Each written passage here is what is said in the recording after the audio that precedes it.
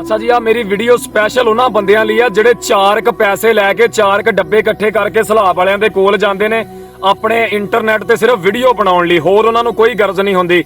ਅੱਲਾ ਜਾਣਦਾ ਜੋ ਤੁਸੀਂ ਕਰਦੇ ਫਿਰਦੇ ਹੋ ਨਾ, ਅੱਲਾ ਪਾਕ ਨੇ ਤੁਹਾਡੀਆਂ ਨੇਕੀਆਂ ਤੁਹਾਡੇ ਮੂੰਹ ਤੇ ਮਾਰਨੀਆਂ। ਸਕ ਜਿਹੜਾ ਕੰਮ ਦਿਖਾਵੇ ਲਈ ਕੀਤਾ ਜਾਵੇ ਉਹਦੀ ਨੇਕੀ ਕੋਈ ਨਹੀਂ ਹੁੰਦੀ।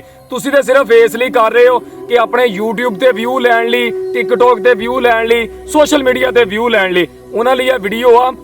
ਕਹਿੰਦਾ ਕਿ ਤੁਸੀਂ ਲੱਖ ਕਰੋ ਜਾਂ ਕੱਖ ਕਰੋ, ਰੱਬ ਦੀ ਰਜ਼ਾ ਲਈ ਕਰੋ, ਉਹਦੀ ਵੀਡੀਓ ਨਾ ਬਣਾਓ। ਉਹ ਸਿਆਣੇ ਕਹਿੰਦੇ ਸੱਜੇ ਹੱਥ ਨਾਲ ਦਈਏ ਤੇ ਖੱਬੇ ਨੂੰ ਪਤਾ ਨਹੀਂ ਹੋਣਾ ਚਾਹੀਦਾ। ਸੱਜੇ ਹੱਥ ਨਾਲ ਦਈਏ ਤੇ ਖੱਬੇ ਨੂੰ ਪਤਾ ਨਹੀਂ ਹੋਣਾ ਚਾਹੀਦਾ। ਕਿਸੇ ਦੀ ਗੁਰਬਤ ਦਾ ਮਜ਼ਾਕ ਨਾ ਬਣਾਓ। ਮੈਂ ਮਿੰਨਤ ਕਰਦਾ, ਕਿਸੇ ਦੀ ਗੁਰਬਤ ਦਾ ਮਜ਼ਾਕ ਨਾ ਬਣਾਓ। ਆ ਕਿਸੇ ਨੂੰ ਚੰਦ ਪੈਸੇ ਦੇ ਕੇ ਸੋਸ਼ਲ ਮੀਡੀਆ ਤੇ ਹਰ ਇੱਕ ਐਪ ਤੇ ਪੋਸਟਾਂ ਪਾਉਂਦੇ ਹੋ, ਤੁਹਾਡਾ ਆਖਿਰਤ 'ਚ ਕੋਈ ਹਿੱਸਾ ਨਹੀਂ। ਤੁਸੀਂ ਸਿਰਫ ਦੁਨੀਆ ਤੇ ਆਪਣਾ ਨਾਮ ਬਣਾਉਂਦੇ ਹੋ।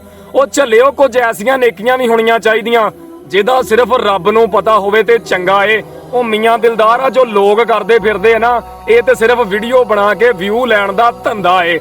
ਮੇਰੀ ਗੱਲ ਤੁਹਾਨੂੰ ਕੌੜੀ ਬੜੀ ਲੱਗਣੀ ਆ ਤੇ ਮੈਂ ਤੇ ਇਹ ਕਹਾਂਗਾ ਇਹ ਤੇ ਸਿਰਫ ਵੀਡੀਓ ਬਣਾ ਕੇ ਵਿਊ ਲੈਣ ਦਾ ਧੰਦਾ ਏ।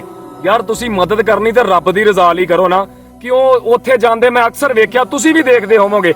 ਆ ਜੀ ਬੱਚੀ ਦੇ ਦੇਖੋ ਕੱਪੜੇ ਪਾਟੇ ਹੋਏ ਆ, ਇਹਦੇ ਲਈ ਕੱਪੜੇ ਲੈ ਕੇ ਆਓ, ਵੀਡੀਓ ਬਣਾ ਅਪਲੋਡ ਕਰੀ ਜਾਂਦੇ, ਕਿਸੇ ਦੀ ਗੁਰਬਤ ਦਾ ਮਜ਼ਾਕ ਉਡਾਉਂਦੇ। ਤੁਸੀਂ ਵੀ ਤੇ ਗਏ ਹੋ ਯਾਰ, ਤੁਸੀਂ ਵੀ ਤਾਂ ਉਹਦੇ ਕੱਪੜੇ ਚੇਂਜ ਕਰਵਾ ਸਕਦੇ ਹੋ ਨਾ। ਇਹ ਬੱਚੇ ਦੇ ਜੁੱਤੀ ਹੈ ਨਹੀਂ, ਲਓ ਜੀ ਅਸੀਂ ਇਹਨਾਂ ਲਈ ਜੁੱਤੀਆਂ ਲੈ ਕੇ ਆਏ ਆ। ਕੀ ਫਾਇਦਾ ਉਹਨਾਂ ਨੂੰ ਦਿਖਾਉਣ ਦਾ ਯਾਰ। ਅੱਛਾ, ਆਹ ਵੀਡੀਓ ਉਹਨਾਂ ਬੰਦਿਆਂ ਲਈ ਆ ਜਿਹੜੇ ਚੰਗੀਆਂ ਗੱਲਾਂ ਨੂੰ ਸੁਣ ਕੇ ਤੇ ਨਾ ਲਾਈਕ ਕਰਦੇ, ਨਾ ਕਮੈਂਟ ਕਰਦੇ, ਨਾ ਸ਼ੇਅਰ ਕਰਦੇ ਆ। ਅਸੀਂ ਤੇ ਬਣਾ ਕੇ ਅਪਲੋਡ ਦੇ ਦਿੰਦੇ ਆ, ਅੱਗੇ ਤੁਹਾਡੇ ਤੇ ਮਨਸਰ ਹੁੰਦੀ ਆ। ਕਿਉਂਕਿ ਤੁਸੀਂ ਨਾਚ ਗਾਣਾ ਵੇਖ ਕੇ ਮੈਂ 20 ਬੰਦੇ ਦੇਖੇ ਆ, ਬੜੇ ਮੌਲਵੀ ਟੈਪ ਬੰਦੇ ਥੱਲੇ ਆਣ ਕੇ 100 ਸਵੀਟ ਕਮੈਂਟ ਕਰਕੇ ਜਾਂਦੇ। ਯਾਰ ਕਿਸੇ ਚੰਗੀ ਗੱਲ ਥੱਲੇ ਵੀ ਕਮੈਂਟ ਕਰ ਦਿਆ ਕਰੋ। ਅਗਰ ਤੁਸੀਂ ਚੰਗੀ ਗੱਲ ਨੂੰ ਫੈਲਾਉਂਦੇ ਹੋ ਨਾ ਤੇ ਇਹ ਵੀ ਸਦਕਾ ਜਾਰੀਆ। ਅਗਲੀ ਵੀਡੀਓ ਸਾਡੀ ਫਿਰ ਸਲਾਬ ਵਾਲਿਆਂ ਦੀ ਨਜ਼ਰ ਆ।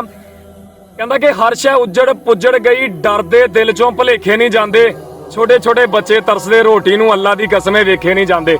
ਮੈਂ ਇੱਕ ਦਿਨ ਵੀਡੀਓ ਦੇਖ ਰਿਹਾ ਸੀ, ਯਕੀਨ ਕਰੋ ਬੰਦਾ ਉਹਦੇ ਕੋਲ ਗਿਆ, ਉਹਨੇ ਕਿਹਾ ਪੁੱਤਰ ਕੀ ਚਾਹੀਦਾ? ਉਹਨੇ ਕਿਹਾ ਸਿਰਫ ਰੋਟੀ ਦੇ ਦਿਓ। ਹਾਏ ਹਾਏ ਹਾਏ ਹਾਏ।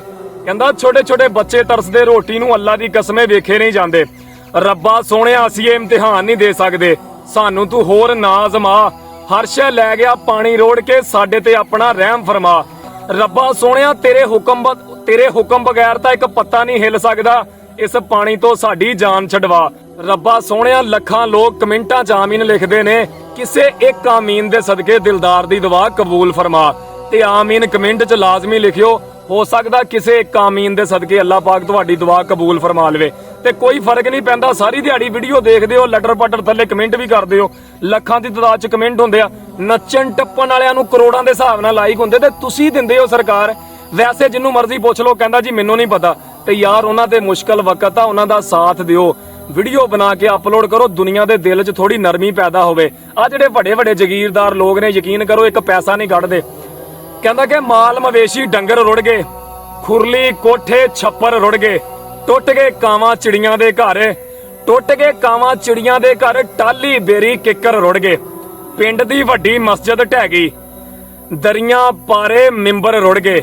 ਉਹ ਧੀ ਰਾਣੀ ਦੇ ਵਿਆਹ ਲਈ ਸਾਂਭੇ, ਧੀ ਰਾਣੀ ਦੇ ਵਿਆਹ ਲਈ ਸਾਂਭੇ, ਲੱਖਾਂ ਸੁਪਨੇ ਸਜਾਏ ਸੀ। ਕਿਸੇ ਦੀ ਮਹੀਨੇ ਬਾਅਦ ਬਰਾਤ ਆਉਣੀ ਸੀ, ਕਿਸੇ ਦੀ 10 ਦਿਨ ਬਾਅਦ ਬਰਾਤ ਆਉਣੀ ਸੀ, ਆਨਾ ਕਰਕੇ ਜੋੜਿਆ ਸੀਗਾ। ਕਹਿੰਦਾ ਕਿ ਧੀ ਰਾਣੀ ਦੇ ਵਿਆਹ ਲਈ ਸਾਂਭੇ, ਬਕਸੇ ਬਾਲਣ ਬਿਸਤਰ ਰੁੜ ਗਏ। ਉਹ ਕੀ ਦੱਸਾਂ ਨੁਕਸਾਨ ਦੀ ਕੀਮਤ, ਨੁਕਸਾਨ ਤੇ ਪੁੱਛੋ ਹੀ ਨਾ ਯਾਰ, ਇਹ ਘਾਟੇ ਤੇ ਪੂਰੇ ਹੋ ਜਾਂਦੇ ਨਾ। ਕਹਿੰਦਾ ਕੀ ਦੱਸਾਂ ਨੁਕਸਾਨ ਦੀ ਕੀਮਤ, ਹੀਰਿਆਂ ਵਰਗੇ ਪੁੱਤਰ ਰੁੜ ਗਏ, ਹੀਰਿਆਂ ਵਰਗੇ ਪੁੱਤਰ ਰੁੜ ਗਏ। ਇਹ ਘਾਟਾ ਸਾਨੂੰ 50 ਸਾਲਾਂ ਤੱਕ ਪੂਰਾ ਨਹੀਂ ਹੋ ਸਕਦਾ। ਤੇ ਜਿਨ੍ਹਾਂ ਮਾਵਾਂ ਦੇ ਲਾਲ ਰੁੜ ਗਏ, ਜਿਨ੍ਹਾਂ ਲਾਲਾਂ ਤੋਂ ਮਾਵਾਂ ਵਿਛੜ ਗਈਆਂ, ਉਹਨਾਂ ਦਾ ਤੇ ਪੂਰੀ ਜ਼ਿੰਦਗੀ ਘਾਟਾ ਪੂਰਾ ਨਹੀਂ ਹੋ ਸਕਦਾ। ਤੇ ਵੀਡੀਓ ਚੰਗੀ ਲੱਗੀ ਹੋਵੇ, ਦਿਲ 'ਚ ਗੱਲਾਂ ਮੇਰੀਆਂ ਉਤਰੀਆਂ ਹੋਣ, ਲਾਈਕ ਤੇ ਕਮੈਂਟ ਕਰ ਦਿਆ ਕਰੋ ਤੇ ਸ਼ੇਅਰ ਦੇ ਬਟਨ ਤੇ ਕਲਿੱਕ ਕਰਕੇ ਸ਼ੇਅਰ ਨੋ ਕਰ ਦਿਆ ਕਰੋ। ਪੇਜ ਤੇ ਫੇਸਬੁੱਕ ਤੇ ਦੇਖਣ ਵਾਲਿਓ, ਕਿਉਂਕਿ ਤੁਹਾਡਾ ਇੱਕ ਸ਼ੇਅਰ ਪਤਾ ਨਹੀਂ ਕਿੰਨਿਆਂ ਬੰਦਿਆਂ ਤੱਕ ਆਵਾਜ਼ ਪਹੁੰਚਣੀ। ਮੈਂ ਅੱਗੇ ਇੱਕ ਵੀਡੀਓ ਬਣਾ ਕੇ ਅਪਲੋਡ ਕੀਤੀ ਸੀਗੀ ਕਿ ਯਾਰ ਜਿਹੜਾ ਭਾਈ ਮਦਦ ਕਰਨਾ ਚਾਹੁੰਦਾ ਸਾਡੇ ਨਾਲ ਰਾਬਤਾ ਕਰ ਸਕਦਾ। ਇੱਕ ਮੇਰੀ ਛੋਟੀ ਜੀ ਵੀਡੀਓ 2 ਮਿੰਟ ਦੀ, ਯਕੀਨ ਕਰੋ ਲੋਕਾਂ ਨੇ ਹੈਲਪ ਕੀਤੀ। 50,000 ਰੁਪਈਆ ਤੱਕ ਮੇਰੇ ਕੋਲ ਆਇਆ।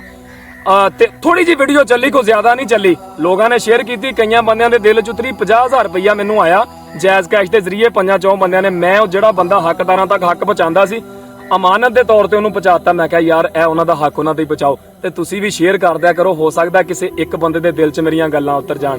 ਓਕੇ ਜੀ, ਅੱਲਾ ਹਾਫਿਜ਼।